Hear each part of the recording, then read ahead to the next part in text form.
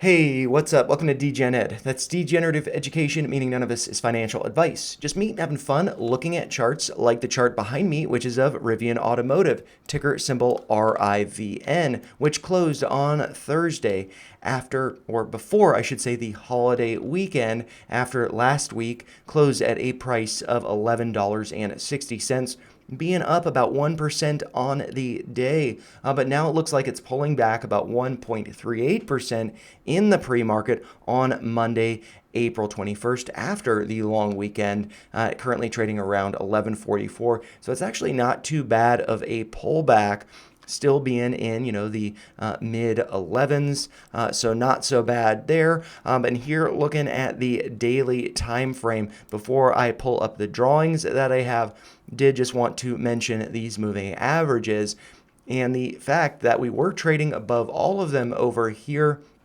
but then we have slowly started to fade below them. So that doesn't really look so good, especially because we do have, that 21-day moving average. We are now trading below it, and that is at a price as of close on Thursday at a price of $11.87, being 27 cents above our close, more than that based on current price in the pre-market.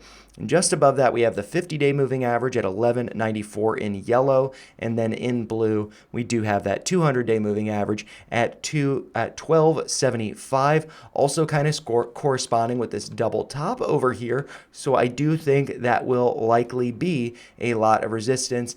And also, before I throw up those drawings, it does seem like we have this drawdown here, consolidation getting rejected from these moving averages. That actually looks like a bear flag. So I might want to do a Fibonacci extension from that here in just a second to get an idea of where price could be going. But first, I'm going to go over some of the levels that I have previously drawn up, and then I will draw in what might be suggesting that is a bear flag over there. But so just to look at some of the levels that I have drawn up here, I do have this red line here at 1549. That was the high that we hit on December 16th. We did pierce it with this massive green candle here on January 3rd, starting off the year. The day after the start of the year, the market was open because, of course, the first closed, the second we opened, and then the 3rd of January launched up 24.45%. But if we do look at that, what were some signs that maybe this was going to get rejected? One of those signs is that we had a higher high in the stock price, but looking at the RSI, over here, actually, initially, we got a higher high, but the RSI was kind of flat, around 75.26, and then over here, 74.88. So a higher high in the stock price, a slightly lower high in the RSI. That's bearish divergence. Then we go even higher in the stock price, but the RSI hits a lower high. That is very clearly bearish divergence because the high over here was 74.85. Then over here, 70.66. Lower high, higher high, bearish divergence starting to get rejected. And then we get a bounce, a retest, attempting to get back to 1550, but hit a high on January 17th of 1534.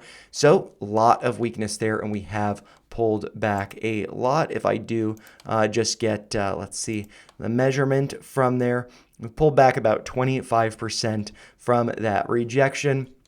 So not looking so great, but we have pulled back to some levels that could be suggesting we're at support, although, like the bear flag, the Fibonacci extension, which I will go over, and also some more bearish divergence or potential bearish divergence, I think that we could be going lower with Rivian. And so to note, I do have the 786 here marked in orange. That's at a price right around $11 here at 11.03. That's the 786 from this retracement, going from the low, it looks like just before their earnings report in November. Before that came out, the low was 950 on November 6th, before hitting that high of 1665 on January 3rd. We have retraced to that level. We did actually break below it, but did get a bounce. And so from that level, that bounce was about 20 plus% to the upside, but then we did break lower again, and really it just seems like there's a lot of weakness testing this level multiple times. Eventually, it is going to roll over and break down, but there is some hope. That yellow trend line that I have marked there, this is not a pivot point, but we did get a slight pierce of it. Maybe that's suggesting that it's acting as support with that low from April 4th being at a price of 10.36. Maybe that is going to be acting as support, as it has acted as support in the past. Just going back over here, had the pivot low from April 16th of last year, that being at 826, believe it or not, it's pretty cheap. And then also, the pivot low over here being before that earnings report was released, beginning of November. That low was at a price of 950. And so from there, that's how I get that yellow trend line. And, we have tested it, we have bounced from it, but maybe we get a rollover. And so some levels that we might be testing to the downside here, I do have this alert here, curious to see where that's at. $10, just the whole double-digit round number there.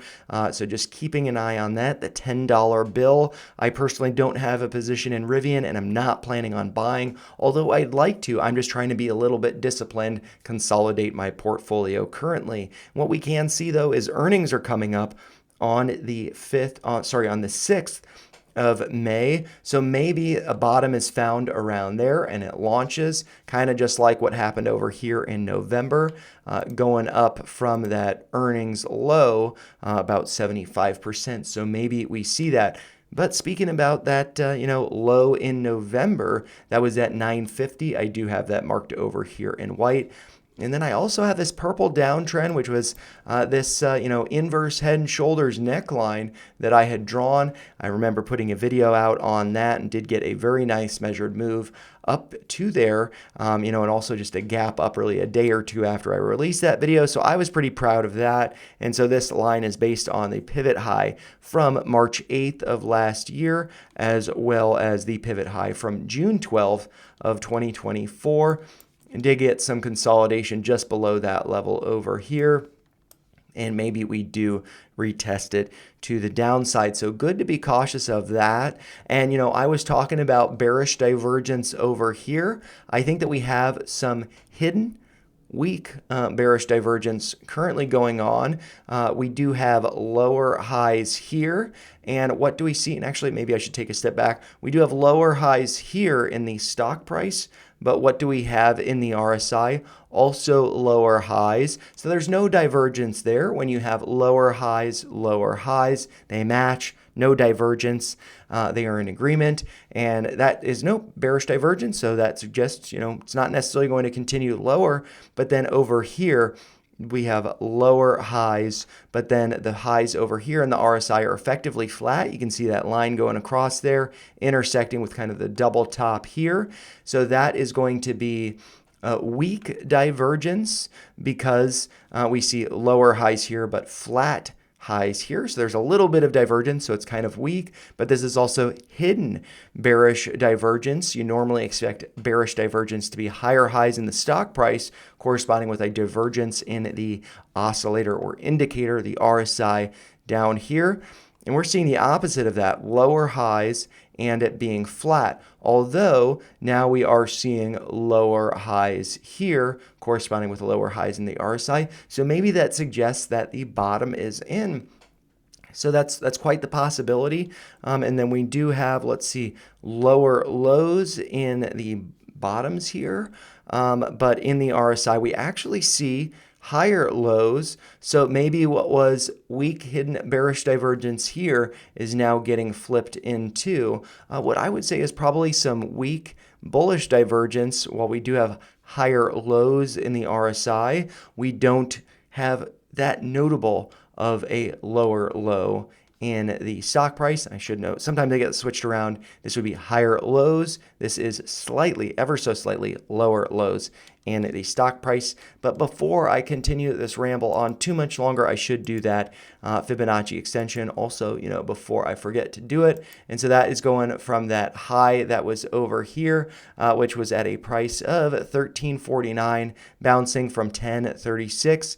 and then up to the high that we saw after that. I just want to make sure I get it to the right point, and that would be from 1218. And also with that being earlier on, not being able to get back up to 1218, it looks like the high from April 16th was 1215, so still below that. So that makes me think that this is a little bit weak. But what is that 100% extension? So that's just going to be the distance from this high to this low, but then taken from this high over here. So if I take a step back, that would be suggesting price could be coming down to $9 or $9.05, breaking below the alert here I have at 10. And something that I did draw, and I want to make sure I don't forget to throw up here. I should just make this green though, because I think that would probably be a dip buying opportunity at 9. Even though that's like, a fake out break, potentially a fake out break below 950 over here, that low before this earnings report, maybe we get some wicks down to 905. As long as we don't spend too much time there, just a couple days maybe, and then a bounce, 905 could be a nice dip buying opportunity. But what I was saying, what I do want to draw up here is a parallel channel. I had drawn this during the stream as I am recording this live.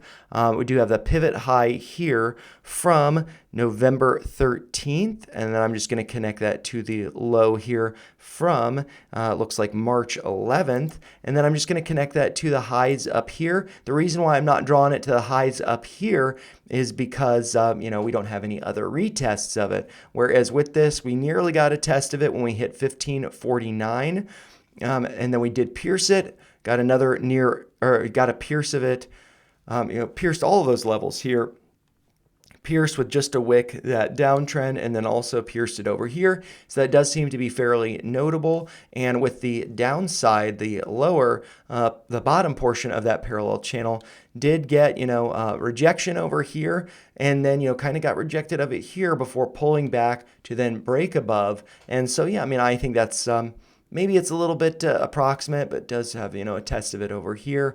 So, yeah, actually, this gap up to that level and then pull back some. So, yeah, I do think that there is something to that parallel, and that could be suggesting that price will be going lower. When we do have a confluence of levels here, I might, let's see, I'll just make that be a light blue, and I'll make it a thick parallel. And so we can see kind of the confluence of levels that we have down here. 10, where I have that alert, that's actually behind us. So I don't think that 10 is going to act as the bottom. We want to see a confluence of levels to suggest that there is support, and we don't see that there.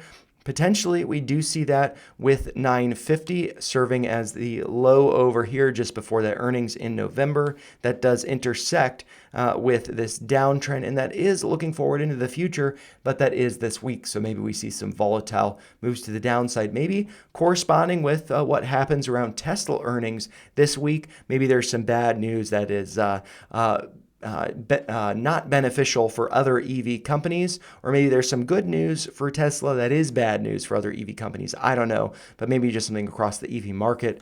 Maybe there is some downside there. 950 could be finding some support there this week.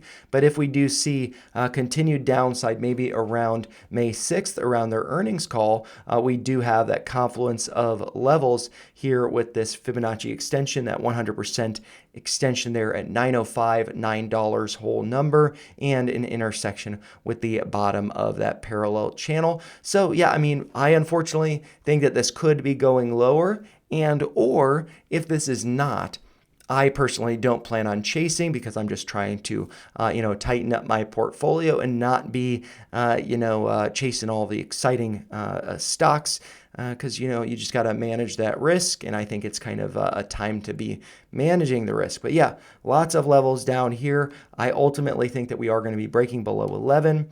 10, 950, and 9 are the levels I would be looking to potentially find support. And I think that 10, unlikely to hold. 950, that's a safer bet. 905 or 9, I think that might be getting a little bit greedy for the discount. So yeah, but I think that with the low over here being 950, I think a lot of people want to see that held as support. I think that we will break it, but hopefully short-lived before it bounces up. So I guess I will end this with a doodle of where I could see this going. I could see something like that. Maybe. maybe not such a dramatic pullback here, but I could see this, kind of launching around earnings, but then maybe get rejected from some of these levels up here. So we'll have to see. But anyways, as always, those are just my thoughts. If you found them helpful, make sure you like the video, share your thoughts in the comments down below, and make sure you subscribe to the channel for more videos like this. Thanks a lot for watching.